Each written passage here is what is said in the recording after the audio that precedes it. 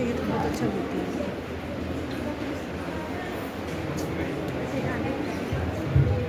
प्यारे बच्चों, तुम तो मुझे जानते ही होगे। मैं हूँ झांसी की रानी लक्ष्मीबाई। बचपन में तुमने मेरे बारे में तो बहुत सुना होगा और मेरी कविताएं भी पढ़ी होगी, है ना? तो सुनो, चमक उठी सन 57 में वह तलवार पुरानी थी। चमक उठी सन 57 में वह तलवार पुरानी थी। बुंदेले हर बोलों के मुंह तुमने सुनी खानी थी। खूब लड़ी मर्दानी मैं तो झांसी वाली रानी थी। खूब लड़ी मर्दानी मैं तो झांसी वाली रानी थी। लेकिन क्या आप जानते हैं कि मेरा नाम झांसी की रानी कैसे पड़ा? मेरा बचपन का नाम था मणिकर्णिका। मेरा जन्म हुआ 19 नवंबर 1828 को और मुझे तलवारबाजी घुड़सवारी का बहुत ही शौक था। पर उस समय क्या पता था लोगों को कि एक छोटी सी मणिकर्णिका आगे जाकर झांसी के लिए लड़ेगी, अंग्रेजों का सामना करेगी। उस समय शायद किसी को ये पता भी नहीं था कि झांसी की रानी इतनी छोटी है और आगे जाकर क्या करेगी। बुंदेले हर बोलों के मुंह हमने सुनी कहानी थी। खूब लड़ी मर्दानी वो तो झांसी वाली रानी थी। मुझे मर्दानी के नाम से भी जाना जाता है। मेरे लिए झांसी केवल एक राज्य ही नहीं है, ये मेरा घर है और यहाँ की प्रजा मेरा परिवार था। लेकिन मेरी जिंदगी में एक के बाद एक कठिनाइयां आती रही। मेरे पति का निधन हो गया, मेरा पुत्र की मृत्यु हो गई और उसके बाद मैंने एक पुत्र को गोद में लिया और अंग्रेजों ने उसे अपनाना नहीं अच्छा समझा, उसे अपनाया ही नहीं। अरे दत्तक पुत्र क्योंकि अंग्रेज झांसी पर अपना अधिकार जमाना चाहते थे। लेकिन जब बात झांसी पर आई तो क्या मैं चुप बैठूंगी? नहीं, मैंने भी कह दिया मैं अपनी झांसी नहीं दूंगी। जाकर के कह देना उन गोरों और गद्दारों से जो भाव देखते हैं झांसी का उन किस्मत के मारों से कि जब तक ये रानी जिंदा है ये आन नहीं मिटने देगी, कि जब तक ये रानी जिंदा है ये आन नहीं मिटने देगी। वो वीर शिवा राणा प्रताप का मान नहीं घटने देगी। भारत की पावन बगिया का तुम एक फूल नहीं ले पाओगे। भारत की पावन बगिया का तुम एक फूल नहीं ले पाओगे। अरे झांसी तो छोड़ो, झांसी की धूल नहीं ले पाओगे। झांसी की धूल नहीं ले पाओगे।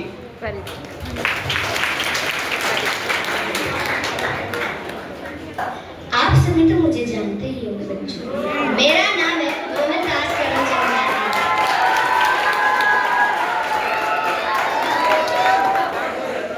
मेरा जन्म 2 अक्टूबर सन 1969 को गुजरात के पोरबंदर में हुआ था। क्या आप सब ये जानते थे?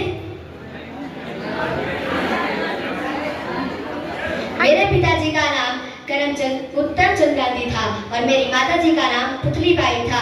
मैंने अपनी शुरुआती पढ़ाई तो भारत से की थी, परंतु वकालत के लिए मैं अपनी पढ़ाइयों को जारी रखने के लिए इंग्लैंड चला गया था।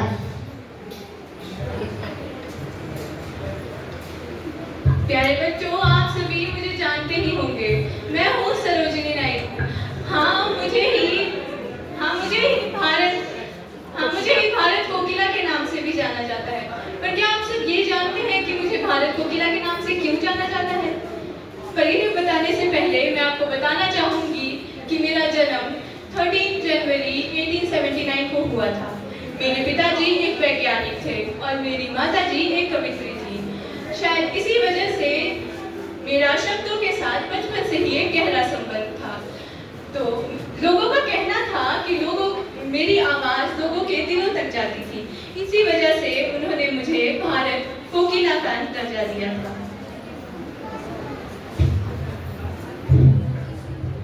मेरा नाम शहीद भगत सिंह है। क्या आप सबको मैं याद हूँ?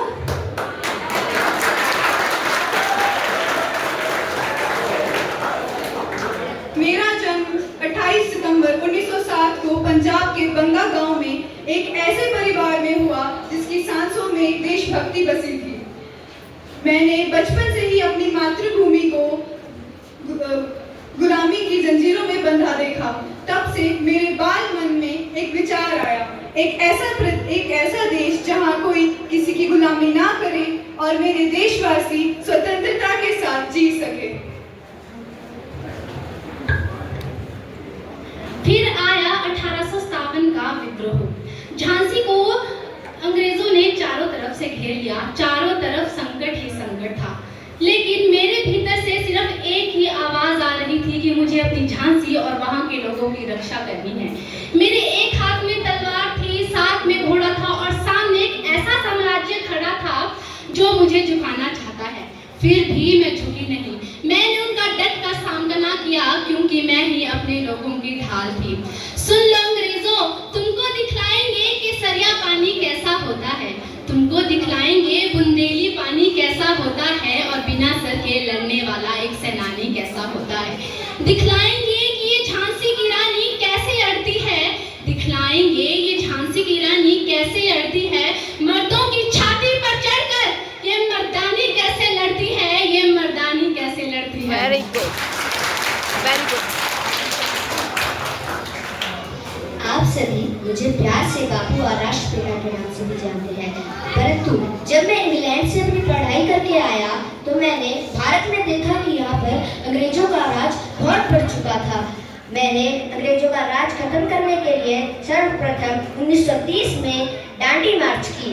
यह दांडी मार्च करने का उद्देश्य नमक पर लगे अधिक करों को कम करने का था।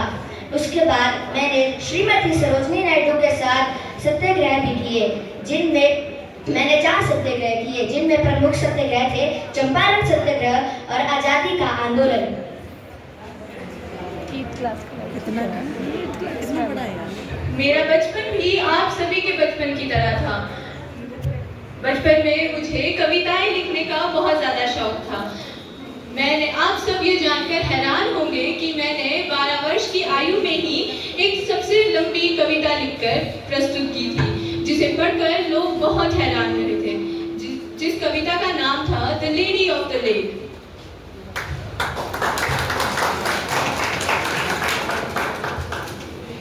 हमने केंद्रीय असेंबली पर बम किसी की मृत्यु के लिए नहीं फेंके थे, बल्कि हमने उस बाहरी सत्ता तक अपनी आवाज पहुंचाने के लिए फेंके थे जो हमारे देशवासियों की आवाजों को अनदेखा कर रही थी। गिरफ्तारी के बाद भी मैंने पीछे हटना जरूरी नहीं समझा, क्योंकि मुझे पता था कि मेरा शरीर बांधा जा सकता है, परंतु मेरे विचार कभी थम नहीं सकते।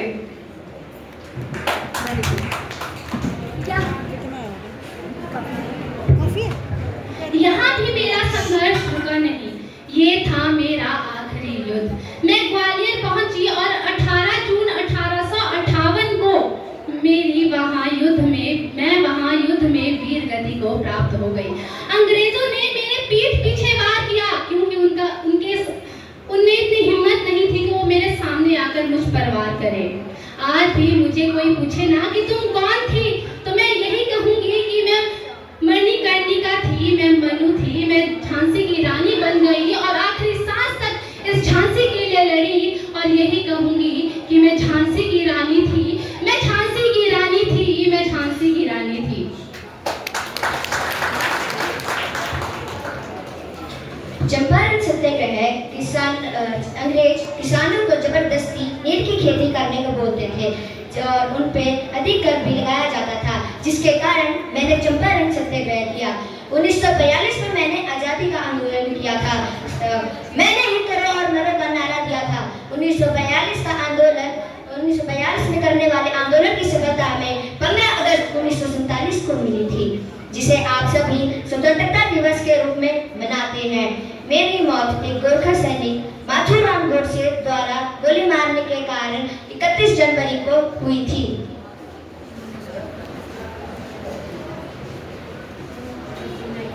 मेरी कविताओं को लिखने के बाद मेरी योग्यताओं को देखकर मुझे आगे बढ़ने का मौका दिया गया। मैंने अपनी आगे की पढ़ाई लंदन जाकर पूरी की। वहाँ से आने के बाद मैंने देखा कि भारत में कई सारे आंदोलन चले थे हमारी स्वतंत्रता के लिए। मैंने उन आंदोलनों में महात्मा गांधी के साथ भाग लिया।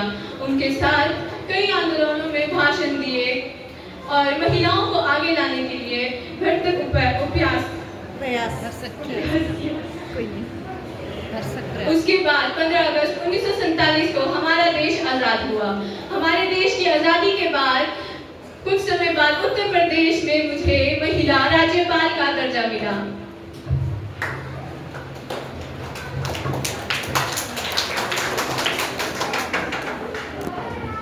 मुझे 23 मार्च 1931 में लाहौर जेल में फांसी में चढ़ा दिया गया था।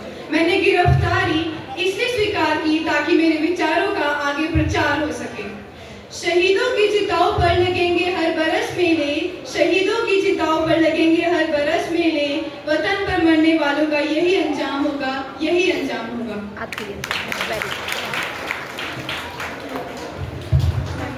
मेरा नाम है हिना कश्यप और मैंने यहाँ रानी लक्ष्मीबाई का किरदार निभाया। मेरा नाम है अर्पण शर्मा और मैंने यहाँ पर महात्मा गांधी का किरदार निभाया। मेरा नाम है हर्षिता कंवर और मैंने यहाँ सरोजिनी नायडू का किरदार निभाया। मेरा नाम है मेहुल शर्मा और मैंने यहाँ भगत सिंह का